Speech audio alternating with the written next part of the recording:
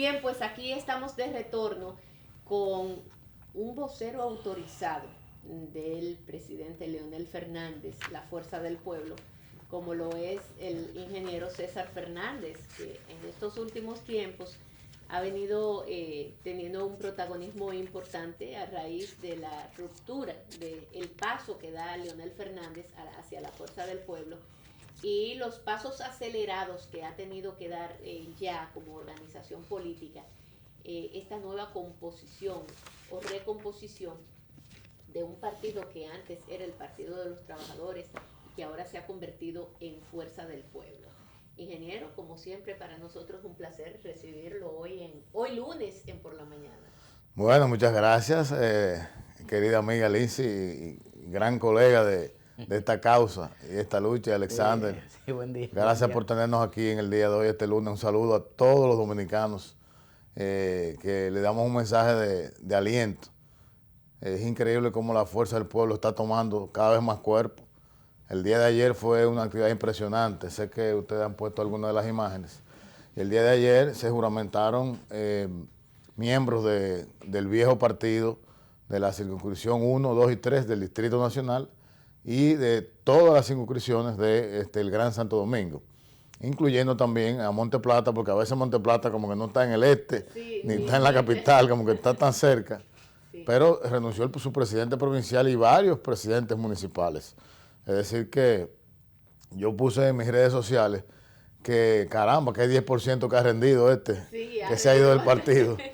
Porque es impresionante. Lo que pasa es que el 10% se lleva por lo menos 5 miembros y si a eso usted le agrega ese 10% 5 miembros, estamos hablando de 500.000 de personas. Más o menos, suponiendo que el PLD tenga 1 millón de inscritos. Suponiendo que el PLD tenga 1 millón de inscritos. Sí. Pero de verdad estamos muy contentos por los resultados y la acogida es impresionante. El mismo presidente Fernández decía que donde quiera que él va, estaba en Punta Cana el sábado y los empleados del hotel le decían, yo estoy con la fuerza. Se paran en una esquina y la gente va y los vendedores le dicen, estamos con la Fuerza del Pueblo. O sea, ya la Fuerza del Pueblo, señores, es que estamos hablando de 30 días. Sí, 30 días. Hoy estamos a 18 y fue el día 20 y que fue el día 20, o sea, menos de 30 menos días. De un mes. Sí, menos de hemos logrado, no nosotros, es el sentimiento del pueblo. Ha logrado identificar una vez más su causa, ha logrado identificar una vez más a través de quién ser representado en esa causa y de una manera impresionante, te lo digo, tú lo sabes también que eres parte, que ha sido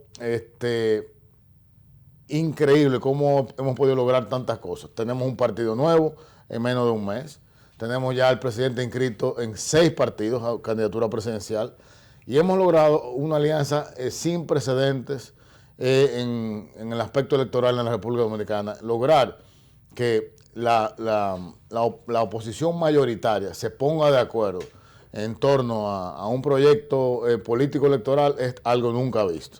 Ahora, César, pero ¿cómo es que el PLD, que se veía tan sólido, que se veía el monstruo político de la sociedad dominicana, de repente cae en una postura tan débil que hasta el propio presidente ha tenido que asumir, ya el PLD con un candidato, el propio presidente tiene que asumir la candidatura, la campaña, o sea, ¿qué es lo que ha pasado?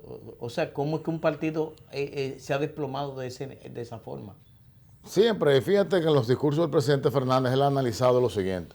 En el 12, ¿qué hubiera ocurrido si el presidente Fernández impone un candidato? En el 12, un sector, el cual representa el señor presidente Danilo Medina, se iba a ir del PLD. Y eso iba a afectar la unidad del PLD y probablemente no ganaríamos en primera vuelta.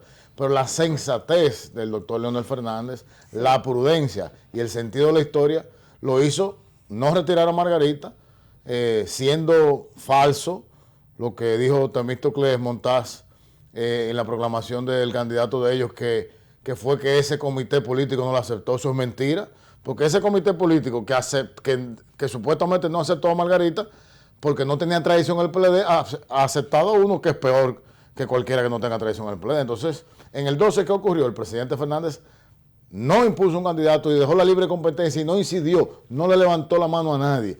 Y de hecho, no nos prohibió, porque ese no es el estilo del presidente Fernández, pero nos dijo que el gobierno no se mete en ninguna candidatura hasta que los compañeros compitan libremente. Y es más, fue más lejos.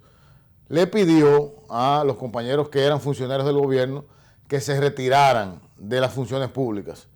Y algunos se hicieron los locos, no se retiraron. Y él los hizo renunciar. O sea, perdón, los sustituyó del cargo. Claro. Del cargo. ¿Para qué? Para que todo el mundo participara de las mismas condiciones. Porque no es lo mismo usted siendo precandidato con un ministerio que no teniendo un ministerio. Entonces, ¿qué ocurrió? Esa sensatez permitió que en el 12 no se debilitara el PLD. Igual en el 15. Imponen una reelección, compran una constitución y el presidente Fernández, con el sentido de la unidad, también no se va. De hecho, es el primero que sale a hacer campaña por el candidato del Partido de la Liberación Dominicana en el 16, es el presidente Fernández. Si te das cuenta, esas fracturas que fueron ocurriendo 12 y 15 ya llegaron a su punto máximo cuando todos los niveles de imprudencia política, de no sentido de la historia, ocurren cuando se le levanta, el presidente de la República le levanta la mano a un candidato, sabiendo que es un candidato que no tiene posibilidades, y lo que opta es por hacer lo que han hecho siempre, entendiendo que con el dinero se compra todo y se hace todo, y quisieron comprar, y compraron y se robaron unas elecciones. Sí. Entonces, eso es lo que ocurrió, por eso el PLD, el viejo partido como le llamamos, la cúpula se ha quedado sola. Sí. Es la cúpula, es algo que yo quiero ser muy enfático. Cuando hablamos de compañeros que están haciendo lo indebido, no son los compañeros dirigentes medios, ni dirigentes nacionales, ni dirigentes de base, es un sector de ese comité político que asociado a empresarios se han querido coger el PLD y se han querido coger el país. De eso que estamos hablando. Y eso, lamentablemente, como dijo ayer un compañero de Monteplata casualmente, que me pareció fantástico, dijo, ese grupo solo ha pensado en sus sueños y no ha dejado que los demás hayan soñado, que la base sueñe. Y por eso se están quedando solos. Sí, César, ustedes, ayer también el presidente Leonel Fernández hablaba de cuál sería el método a utilizar para el próximo torneo electoral. Y él decía, en pocas palabras, desestimaba el que se utilizaran los equipos electrónicos para el proceso, tomándole la palabra a la Junta Central Electoral de que dijo de que solamente esos equipos se usarían si había consenso entre todos los partidos políticos, si se votaba a unanimidad por ese modelo, cosa que no existe en la realidad. ¿Cómo puedes evaluar esa posición tan firme, radical de parte del doctor Leonel Fernández? Si nos damos cuenta, el día de ayer el presidente, como siempre, dio una explicación magistral sobre la historia del voto automatizado y qué ha ocurrido en el tiempo con ese sistema. Y no pudimos ver una sola experiencia de la que él mencionó que tenga algo a favor de la democracia y de los ciudadanos. Aquí, de manera irresponsable, tanto las autoridades de la Junta como los partidos que están apoyando el voto automatizado están hablando de tiempo. No, que eso se toma 3 días. Se demostró que no se toma 3 días contar. Se cuenta en un tiempo mínimo.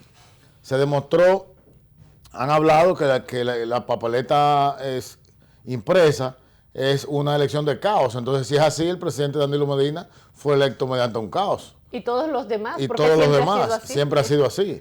Yo siempre creo que hay que mejorar los sistemas, mejorar los procesos, no estar de espalda a la tecnología. El presidente Fernández ha sido muy enfático, de hecho, en la exposición que tuvo el doctor Alburquerque, representando a Fuerza del Pueblo, en este proceso del voto automatizado, lo explica bien claro, no estamos opuestos a la tecnología.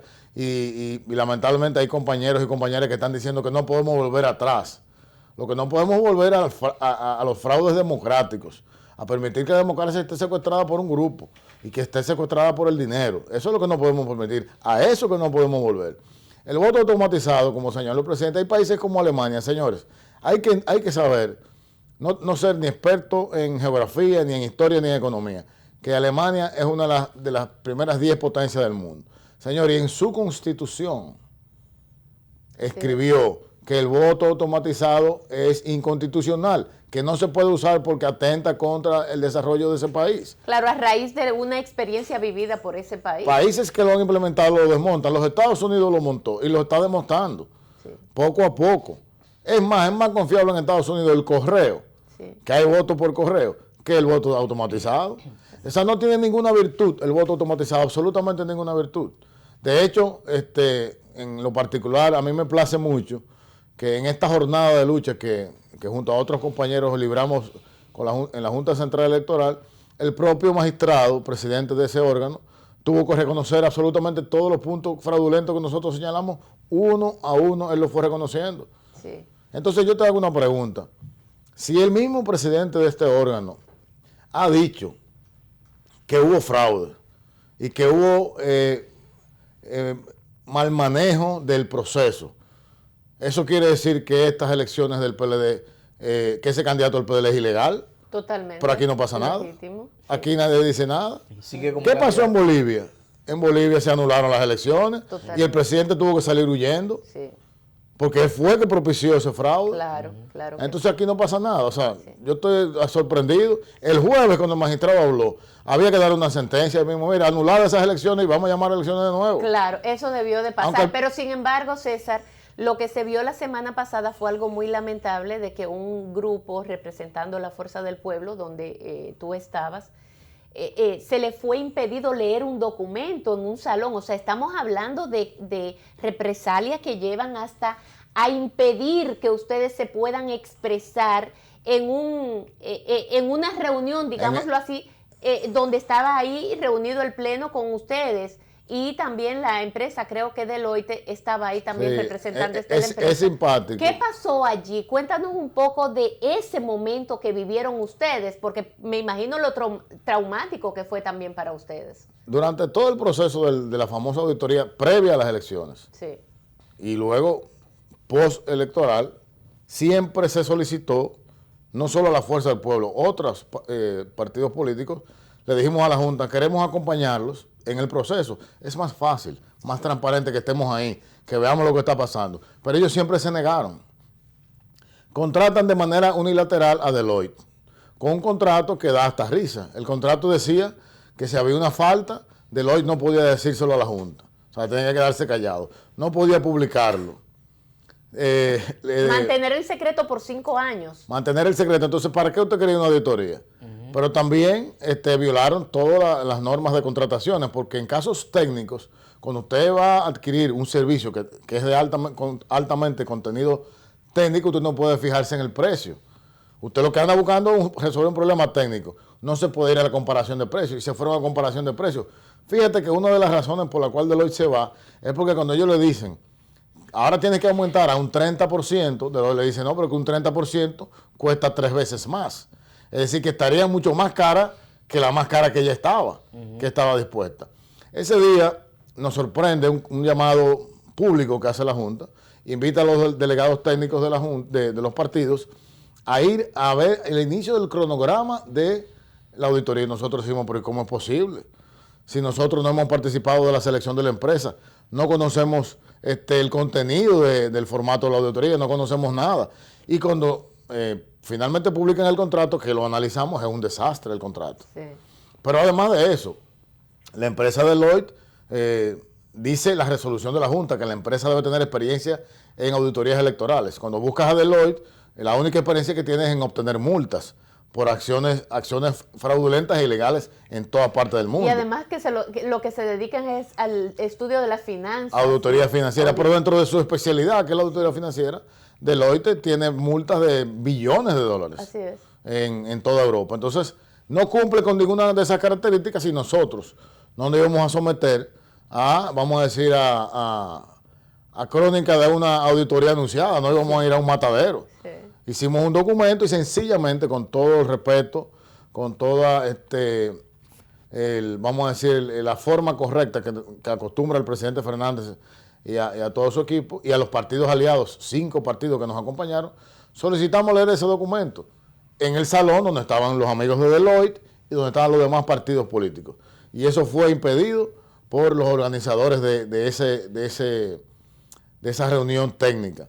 Alegaron que era una reunión técnica, digo, pero lo que vamos a hablar aquí es de cosas técnicas, era leer una página. Claro. Se nos impidió, pero salimos fuera, hicimos el llamado a la prensa, a la opinión pública nacional, y fíjate cómo eso fue calando, no solamente, obviamente, esa parte que nos retiráramos y no avaláramos la auditoría, que la misma empresa Deloitte entendió que los resultados no iban a ser bien vistos y que también alegaron razones técnicas que no podían participar. Obviamente, César, que en ese documento tampoco nunca habla de que esa empresa Deloitte y Touché le iba a hacer una auditoría técnico forense, sino que dentro del contrato de lo que habla es de una supervisión, un soporte financiero. Sí, así es. Financiero. O sea, ellos iban a servir de soporte financiero a los técnicos que no se sabe quiénes eran. La Junta iba a ser... imagino que los técnicos de la propia Junta Central Electoral. O sea, era todo un engaño lo que había allí. Otro más. Otro engaño más, pero ese yo creo que es el fundamental.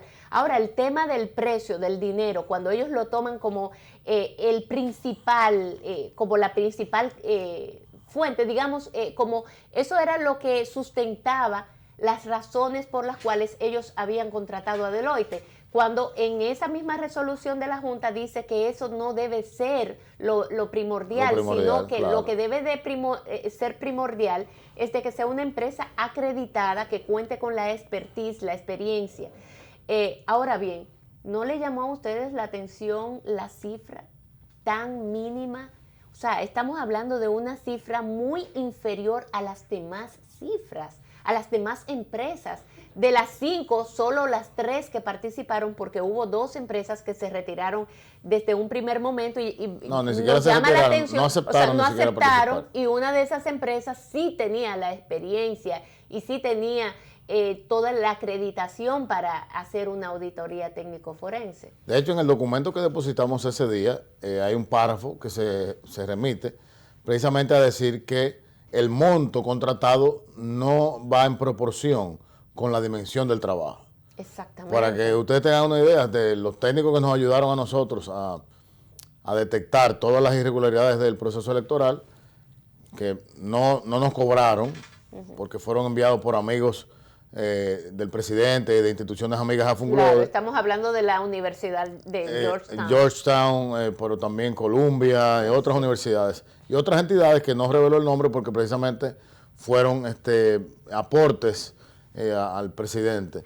Nos informaron que un solo técnico, por una semana, para evaluarte un tema de esa naturaleza, anda por los $150,000. Claro, porque estamos hablando de empresas muy especializadas. Tú estás hablando de una empresa que estaba cobrando $299,000. O sea, eso es totalmente imposible. Absurdo. Es absurdo. O sea, eso se presta a que se piense todo tipo de conjeturas, se haga todo tipo de conjeturas de que se le pudiera estar pagando por la izquierda otra suma, etcétera.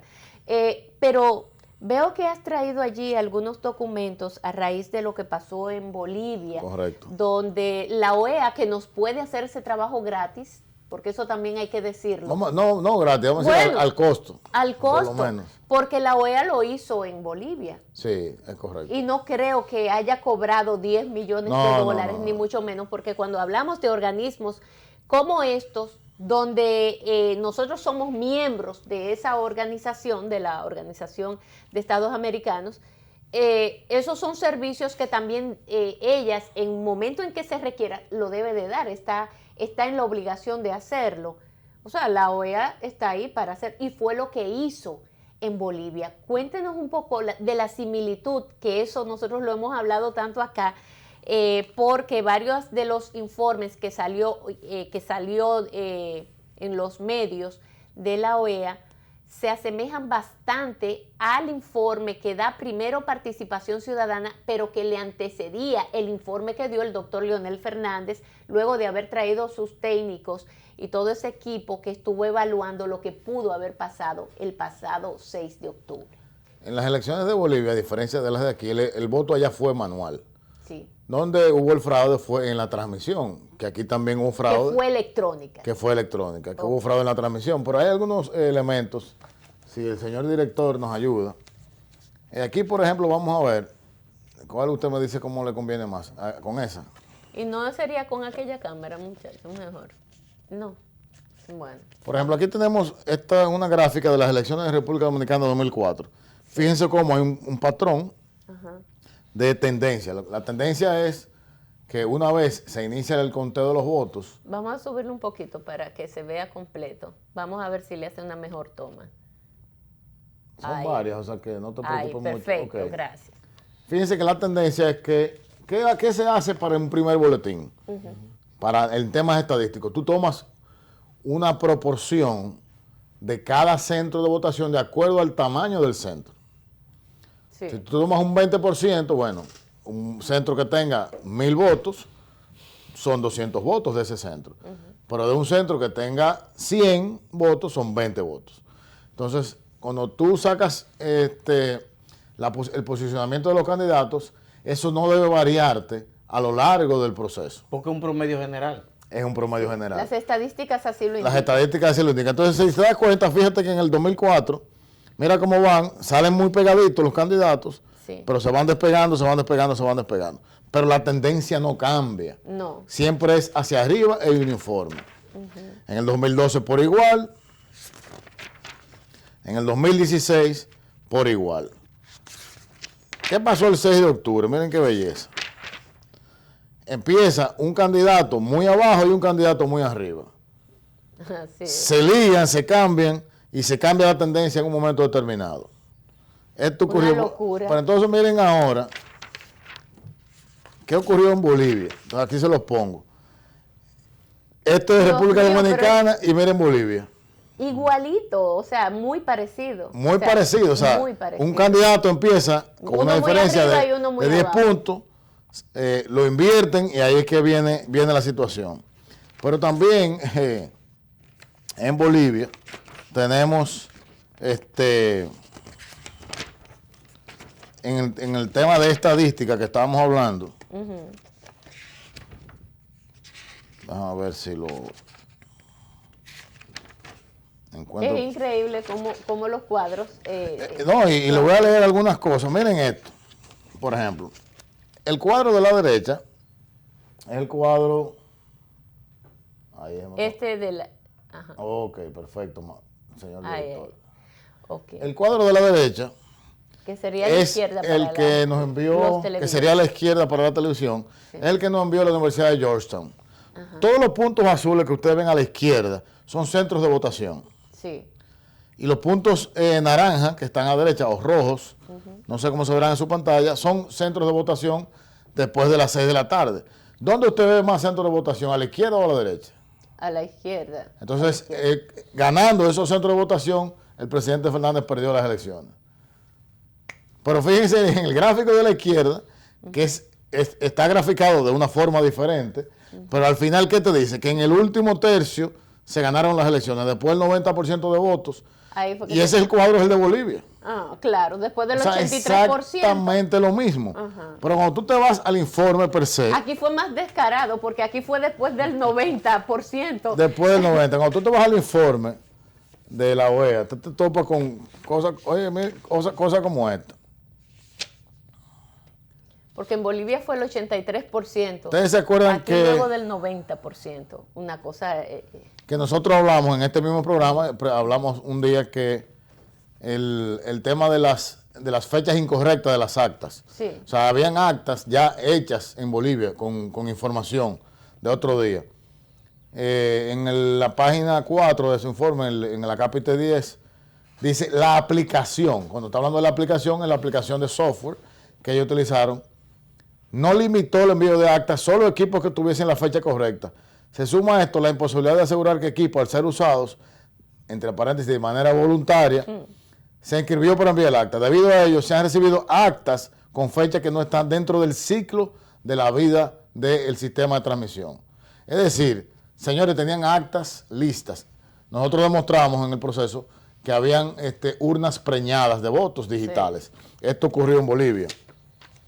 Pero en Bolivia también se permitió acceso a la base de datos del órgano electoral desde fuera. Eso es algo que nosotros no hemos podido comprobar porque no nos han dejado entrar. Sí. La OEA lo pudo comprobar porque la OEA entró. Sí.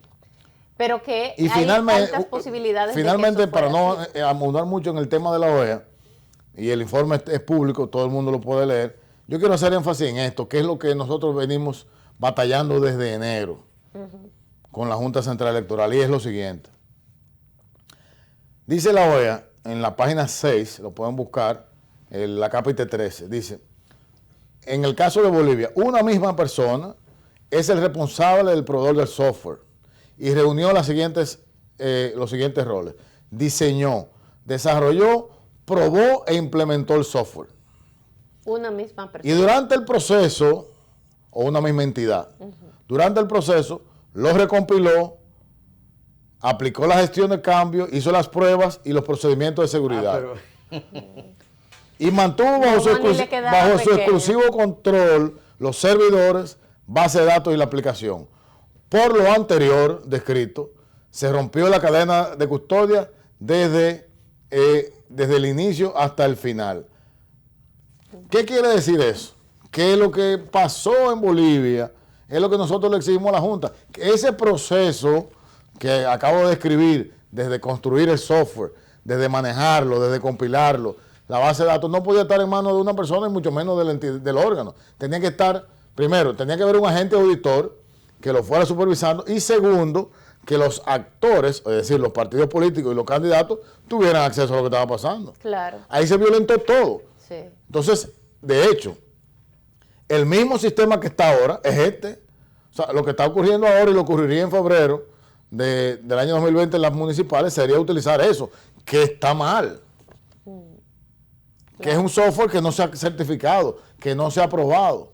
Entonces, de plano, está descartado el voto automatizado para febrero. César, y yo creo que eso la sociedad también lo ha descartado. O sea, que la Junta Central Electoral no creo que se atreva a plantear, ni siquiera a plantear una vez más el que pudiera existir la probabilidad. No se ha logrado de que un consenso utilice. en ese sentido. Bueno, en una resolución del Pleno de la Junta, creo que de hace unos 10 días, ellos informaron que si no era unánime el consenso, no iba a haber voto automatizado. Bueno, Leonel tomó la palabra ayer, él le tomó la palabra. Y precisamente 10 partidos dijeron que no estaban de acuerdo, pero de 27 partidos, solamente el viejo partido y sus aliados están de acuerdo, porque hay unos 5 partidos que dijeron esperar la auditoría para ver qué posición tomaban. Entre ellos está ¿Tienes esperanza de que el PRM. No, pero ya no tienen que esperar la auditoría, porque el mismo magistrado dijo que hubo... ¿Ya lo admitió? Lo admitió, entonces ya esos 5 partidos se suman a los 10 y estamos 15 contra 12 en la posición, es decir, que somos mayoría los que no estamos de acuerdo. César, se nos está yendo el tiempo. ¿En qué está lo de la legalidad de la candidatura del presidente Leonel Fernández y la inscripción que se hizo en la Mira, Junta Central el tema Electoral? de la legalidad de la candidatura, el problema de la candidatura del presidente Fernández no es legal ni jurídico. Eso está extremadamente claro. Y aquí, en este programa, juristas de mucha calidad, y ustedes lo han explicado muy bien. Y creo que llover sobre eso, la gente lo sabe. Además, al final tienes el 123 de la Constitución, que está por encima de cualquier ley motrenca como es la ley de partidos políticos. Esto es un problema político. Hay que ver cuál de las instituciones que podrían vetar la candidatura del presidente Fernández tiene el tupé de negarle esa oportunidad al presidente Fernández. Ya llámese Junta Central Electoral, llámese Superior Electoral o llámese Tribunal Constitucional.